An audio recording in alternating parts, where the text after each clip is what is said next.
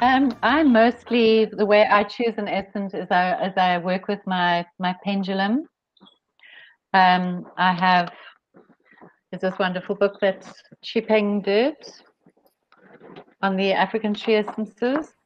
So one could use that. Otherwise, I have my little brochure here.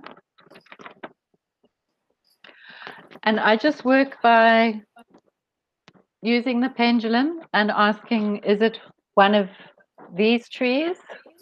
And I just work down the list. Yeah, so basically I ask for the permission to dowse for the person. If I get a yes, then as I say, I just work down the list, asking for a priority essence, or is it a mist? I found it to be a very quick and easy and very accurate way of working.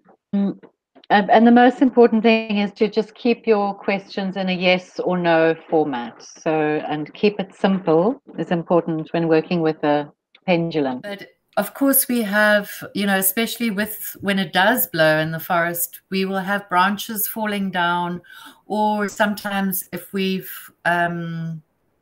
need to cut back branches from the road when they start to grow in.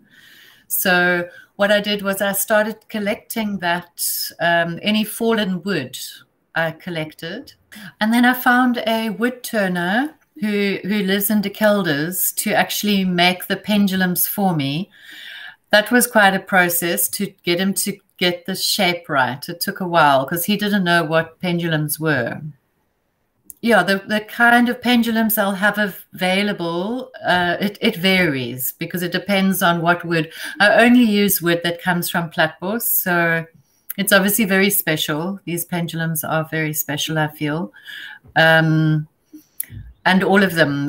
Sea Guari is maybe one of my most favorite because of the pinky color in the wood.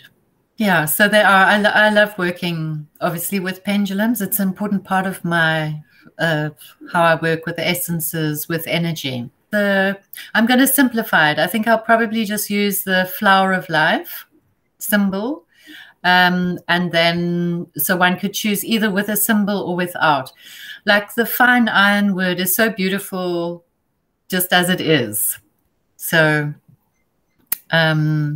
But I think I will do that, just have the option of a flower of life.